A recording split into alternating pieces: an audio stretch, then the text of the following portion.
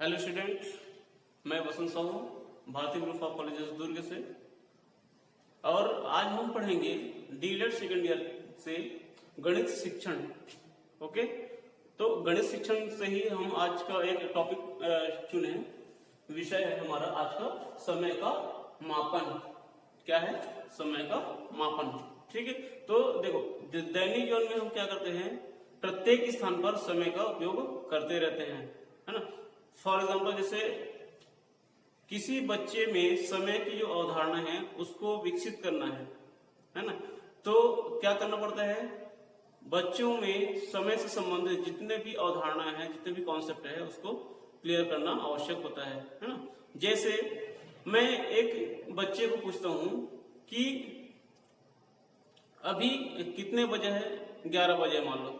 ठीक, यदि मैं किसी बच्चे को पूछता हूँ कि अभी कितने बजे हैं, तो बात क्या बोलेगा कि अभी 11 बजा है। तो वो कैसे बता सकते हैं, उसको घड़ी को देख के आसानी से बता सकता है। ठीक है, लेकिन वहीं पे यदि मैं ये पूछूंगा कि अभी जैसे 11 बजा है, तो 11:45 होने में, ठीक है, 11:45 होने में उस कांटे को कितने पॉइंट चलना पड़ेगा, कितने पॉइंट चलना पड़ेगा। तो वहां पर जो बच्चे हैं वो आसानी से जवाब नहीं दे सकते, यानी कि वो वहां पर क्या करेगा, कुछ समय लगाएगा या वो झिझक सकता है। ठीक है, इसी प्रकार से यदि मैं ये पूछता हूं कि आपके पिताजी बड़े हैं या आप बड़े हैं, है ना, तो बच्चे उसमें आसानी से बता सकते हैं कि मेरे पिताजी बड़े हैं। लेकिन वहीं पे यदि मैं पूछता हूं कि उसी बच्चे को कि आपके जो पिताजी है वो आपसे कितने वर्ष बड़े हैं, तो वह फिर से वहां पर झिझक जाएंगे। ठीक है ना, मतलब वो आसानी से नहीं बता सकते, वो अनुमानित वहां पर बताने की कोशिश करता है ना। क्यों करता है, ऐसा क्यों होता है? क्योंकि उसमें समय से संबंधित जो अवधारणा होती है वो क्लियर नहीं होती है। ठीक है, वो अच्छे से नहीं समझे होते हैं। ओके, तो इसी प्रकार से यदि हम दिन की अवधारणा में जाते हैं, तो दिन की अवधारणा जैसे कि कल, आज और कल से संबंधित हम कुछ प्रश्न पूछते हैं बच्चों को कि कल कौन सा दिन था, आज कौन सा दिन है और आने वाले कल में कौन सा दिन होगा। तो इस प्रकार की जो अवधारणा होती हैं उसमें भी बच्चे कंफ्यूज रहते हैं, उसमें भ्रम पैदा होती है। ठीक है, तो आइए हम देखते हैं कि इस पाठ को पढ़ाने के क्या उद्देश्य हैं। ठीक, तो सबसे पहले तो यह है कि जब हम इस पाठ को पढ़ाते हैं या पढ़ते हैं, बच्चों को जब हम पढ़ाते हैं, तो बच्चों में क्या होता है, समय से संबंधित जो भी जितने भी अवधारणा है वो समझ में आ जाता है ना। और इसी प्रकार से वह अपने रोजमर्रा के जो जीवन में समय का उपयोग आसानी से कर सकते हैं। मतलब किसी भी घटनाक्रम को वो आसानी से समय अनुसार बता सकते हैं। ठीक, कहने का मतलब यह है कि किसी घटना को देखने के बाद, जैसे बहुत सारे क्रियाकलाप होते रहते हैं अपने दैनिक जीवन में, तो हम किसी बच्चे को पूछेंगे कि आपने दिन भर में कौन कौन से कार्य किए हैं करके, तो वो क्या करेगा, समय के अनुसार उसको बताते जाएंगे, उसका विवरण दे सकते हैं। ठीक है, तो और क्या होता है, इसके साथ ही साथ कि गणित में जो समय से संबंधित जितने भी संक्रियाएं होती है, ठीक है, गणित से संबंधित जितने भी संक्रियाएं होती हैं समय से संबंधित, उसको भी वो आसानी से बता सकते हैं। ठीक, तो ये है हमारा एक आज का उद्देश्य कि समय का मापन पढ़ाने से बच्चों में क्या परिवर्तन होगा या क्या विकास होता है। ओके, तो आइए हम देखते हैं कि समय की अवधारणा बच्चों में किस प्रकार से विकसित किया जाए, या समय का मापन बच्चों में कैसे विकसित किया जाए। ओके, तो इसको पढ़ाने से पहले हमको ये जानना आवश्यक है कि बच्चे इससे संबंधित कुछ सवालों का जवाब दे सकते हैं या नहीं दे सकते हैं। मतलब हम उनसे कुछ सवाल पूछ सकते हैं समय से संबंधित, जैसे कि आज क्लास में सबसे पहले कौन आया है, ठीक है, या आज घंटी कितने बजे बजी है, या आज क्लास में सबसे आखिरी में कौन आया है। इसी प्रकार से कल कौन सा दिन है, या कल कक्षा में कौन गैर हाजिर था। इस प्रकार से बच्चों को हम समय से संबंधित कुछ प्रश्न पूछेंगे और उसी से हम यह समझ सकते हैं कि कौन से बच्चे समय से संबंधित जो अवधारणा है उसको समझ चुके हैं और कौन से बच्चों में समय से अवधारणा समझने में चूक होती है। ठीक है, यानी कि समय से संबंधित उसमें जो भी कॉन्सेप्ट है वो उनको समझ में नहीं आता है, क्लियर नहीं होता है। ठीक, तो इन सभी को समझने के बाद हम क्या करेंगे, कक्षा में बच्चों को कुछ कार्य देते हैं। ठीक, कार्य कैसे देंगे, जैसे हम बच्चों को ये कहेंगे कि अपने कॉपी में एक क्या बनाएंगे, रेखा खींचते हैं। ठीक है, संख्या रेखा जिसको बोलते हैं, संख्या रेखा खींचेंगे और उसी में हम क्या करेंगे, वर्ष को दर्शा देते हैं। ठीक है, वर्ष को दर्शा देते हैं, जैसे कि सन 2000, सन 2001, सन 2002, 2003, 2004, 2005, 2006। इस प्रकार हम वर्ष को संख्या रेखा में दर्शा देते हैं और बच्चों को बोलते हैं कि इस प्रकार से आप अपने कॉपी में बनाइए करके। ठीक, अब वहां पर हम ये किसी दो बच्चों को जैसे हम लेते हैं और उसको ये पूछेंगे कि इन वर्षों में से आपका जन्म किस वर्ष में हुआ है, आपका जन्म किस वर्ष में हुआ है। ठीक है, तो पहले बच्चे ये बोलेगा कि मेरा जो जन्म वर्ष है वो सन 2001 है, सन 2001 है। ठीक है, तो मान लो अभी जो साल चल रहा है, जो वर्ष चल रहा है वो क्या है, 2006 है। ओके, अब मैं उसी बच्चे को ये पूछता हूं कि आज 2006 तक आपकी जो आयु है वो कितने वर्ष हो जाएगी। ठीक, तो वो क्या करेगा, इस ये जो संख्या रेखा है उसको आसानी से क्या कर सकता है, पढ़ सकता है, उस गिन को बता सकता है अपनी उम्र को कि आज के तारीख में उसकी उम्र कितनी है। ठीक, 1, 2, 3, 4, 5। ठीक, मतलब 5 वर्ष हुआ है, मेरे वर्तमान आयु क्या है, 5 वर्ष है। इस प्रकार से वह अपनी आयु को बता सकते हैं। ठीक, इसी प्रकार से दूसरे बच्चे को यदि मैं पूछता हूँ कि उनका जो जन्म कितने वर्ष हुई है या कौन से वर्ष में हुई है, मान लो जो उसका जन्म क्या है 2003 में हुआ है ना, और उनको मैं पूछता हूँ कि वर्तमान में आपका आयु कितना है, तो वह इसको भी गिन के बता सकते हैं कि मेरी आयु 3 वर्ष है। ठीक, अब क्या करेंगे कि मैं यहाँ पर दोनों को नाम देता हूँ, ए और बी। यदि मैं ए को पूछता हूँ कि आप बी से कितने वर्ष बड़ी हैं, यदि मैं ए से पूछता हूँ कि आप बी से कितने वर्ष बड़ी हैं, तो बी जो ए क्या है इसको गिन के ही बता सकते हैं कि, क्योंकि ए का जो जन्म कब हुआ है 2001 में हुआ है और बी का जन्म कहां पर हुआ है, कब हुआ है 2003 में हुआ है, तो वह इसको गिन घटा के बता सकता है 1 और 2। ठीक, 1 और 2, तो क्या है, जो बी है वो ए से 2 वर्ष छोटी है।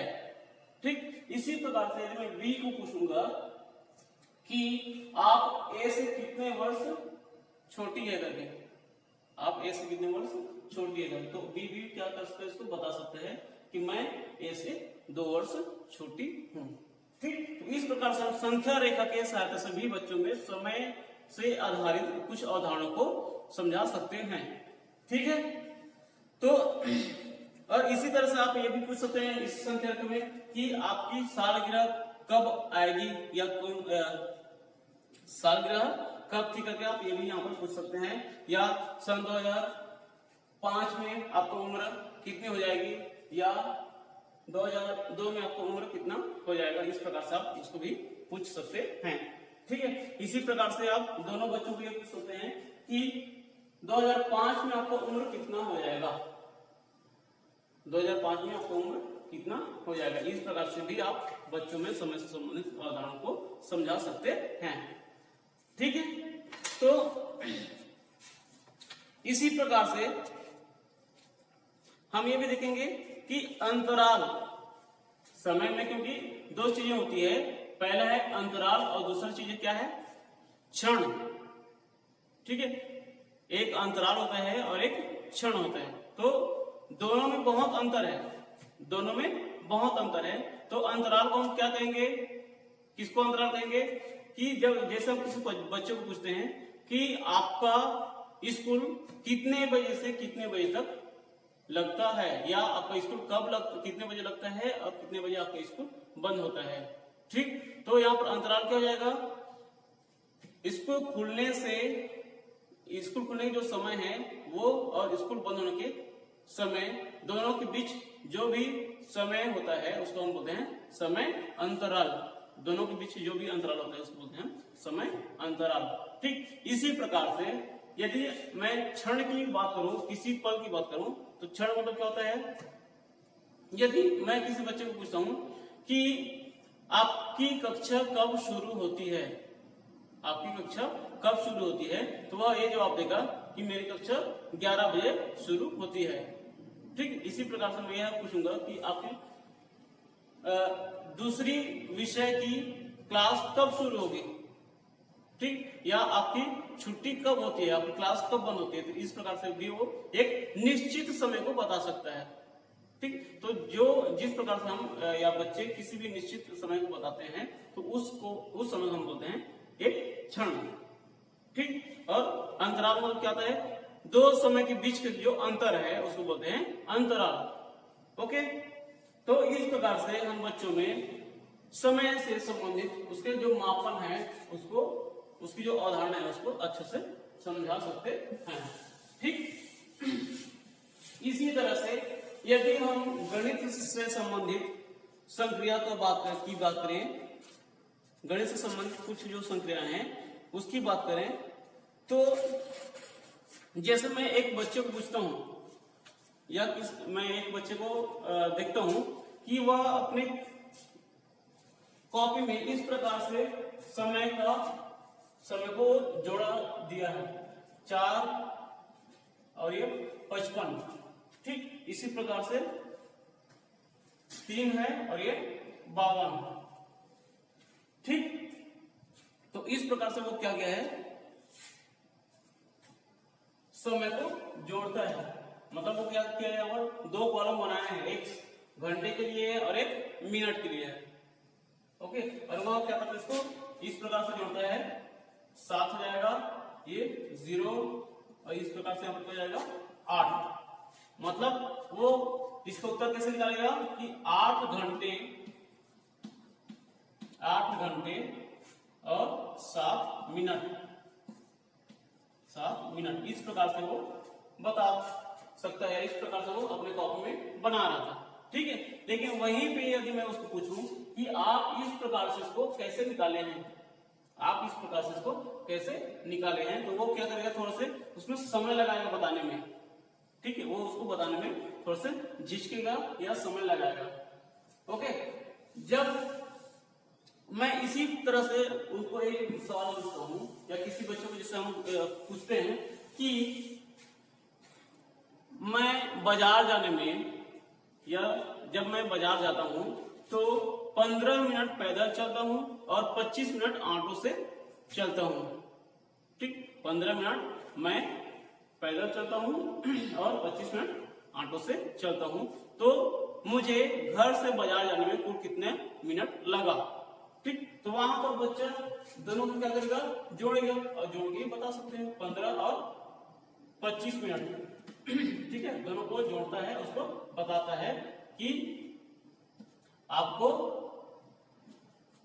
कितना मिनट लगा है, 40 मिनट लगा है। ठीक है, कुल 40 मिनट लगा है बाजार जाने के लिए, उसको कुल 40 मिनट लगा है। इस प्रकार से वो समझ सकते हैं। ठीक है, लेकिन यदि मैं वहीं पे कहूं बच्चे को, उसी बच्चे को, या फिर मैं किसी एक कक्षा में बच्चों को पूछता हूं कि 50 मिनट और 25 मिनट को जोड़ते हैं तो कुल कितने घंटे होते हैं, कुल कितने घंटे होते हैं। ठीक, तो इस प्रकार के जो सवाल है वो उसको हल नहीं कर सकते हैं। ठीक, क्यों नहीं कर सकते, क्योंकि उसको समय से संबंधित जो अवधारणा है वो अच्छे से समझ में नहीं आया होता है। ठीक, तो वो कैसे इसको हल करेगा, जब उसको समय की समझ नहीं है तो कैसे हल करेंगे इसको कि 0 और 5 को जोड़ देगा, 5 आता है, 5 और 2 को जोड़ेगा, 70 मिनट होगा, 75 मिनट होगा करके वो सीधा सीधा आपको बताएगा। 75 मिनट होगा करके वो सीधा सीधा बताएगा। ठीक, लेकिन हमको वहां पर वहीं पे बच्चों को ये बताना है कि जब भी मिनट 60 मिनट से ऊपर होता है, ठीक है, जब भी कोई मिनट 60 मिनट से ऊपर होता है तो हमको उस मिनट को 60 से भाग दे देनी चाहिए, घटा देनी चाहिए। ठीक है, क्यों घटा देनी चाहिए? क्योंकि हमको ये पता है, ये मालूम है कि एक घंटे में 60 मिनट होती है, एक घंटे में 60 मिनट होती है, ये उनको पहले से पता रहता है। ठीक, तो जब हम 75 मिनट में से 60 मिनट को घटाते हैं तो कितना हो जाएगा? यहाँ पर घटाएंगे तो 15 मिनट। ठीक, 15 मिनट। लेकिन यहां पर क्योंकि 60 मिनट को घटाएंगे तो कितने घंटे को घटाए हैं? 1 मिनट को घटाए हैं। तो इस प्रकार से हम इसको कैसे लिख सकते हैं? ये कुल कितना मिनट हुआ है? 75 मिनट बराबर क्या हो जाएगा यहाँ पर? 1 घंटे 15 मिनट। इस प्रकार से बच्चों में समय से संबंधित अवधारणा को विकसित किया जाता है। ठीक, यानी कि हमको यह बताना है बच्चे को तो कि 1 घंटे में 60 मिनट होती है, इसी प्रकार से 60 मिनट में 1 मिनट में 60 सेकेंड होती है। इस प्रकार की अवधारणा को सबसे पहले हमको बताना आवश्यक होती है। ठीक, जब बच्चे ये चीजें समझ जाएंगे तो वो आसानी से किसी भी कितने भी बड़े से बड़े मिनट क्यों ना हो उसको वो घंटे में या सेकंड में परिवर्तन कर सकते हैं। ठीक, तो ये हो गया। तो जब भी कोई भी बड़े से बड़े जो मिनट है वो 60 मिनट से अधिक होती है तो हमको तुरंत वहां पर उसको घंटे में परिवर्तन करना चाहिए। अब घंटे में परिवर्तन कैसे करेंगे कि उसको हम 60 में माइनस कर देते हैं। ठीक, 60 माइनस कर देंगे। ठीक है, लेकिन जब बहुत बड़ी संख्या है, जैसे कि यहाँ पर 200 मिनट हम लेते हैं, अब 200 मिनट है उसको हमको घंटे में बदलना है तो क्या करेंगे? वहां पर हम उसको 60 से भाग देते हैं, 60 से भाग देते हैं। अब इसको 60 से कैसे भाग देंगे? देखो, 0 और 0 कैंसिल हो गया। ठीक है, 0 और 0 कैंसिल हो गया। अब 6 एकम 6, 6 तिया 18, 6 तिया 18। तो इसमें शेष कितना बच रहा है? यहाँ पर 20 में शेष कितना बच रहा है यहाँ पर? या इसको आप इस प्रकार से भी समझ सकते हो, इस प्रकार से भाग देंगे, बच्चों को समझा सकते हो, क्योंकि जो इस प्रकार का जो भाग होता है वो बच्चों को अच्छे से या आसानी से समझ में आ जाता है। ठीक, हमारे पास 200 मिनट है, उसको घंटे में परिवर्तन करना है तो क्या करेंगे? हम लोग जो 200 है उसको 60 से भाग दे देंगे। ठीक, तो क्या होगा? यहाँ पर देखो 60 एकम 60 या सीधा सीधा यहाँ पे जो 0 उसको हटा दो, 0 है उसको अब हटा दो तो क्या बचे? यहाँ पर 20 बचा है तो 6 दूनी 12, 6 तिया 18, 6 तिया 18 कितना आ रहा है? 18। तो 20 में 18 माइनस करो, कितना बचेगा? 2 बचेगा। ठीक, अब क्योंकि 2 6 से भाग नहीं जाएगा, जो 2 है वो 6 से भाग नहीं जाएगा तो ये क्या हो जाएगा? आपका शेषफल हो जाएगा, ये आपका शेषफल हो जाता है। ठीक, और ये क्या है? भागफल।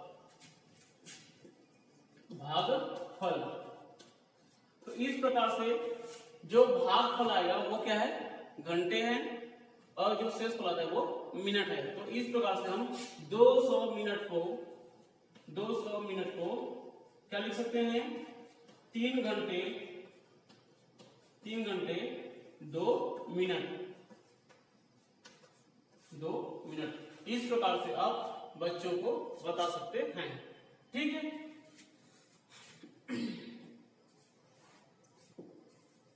इसी प्रकार से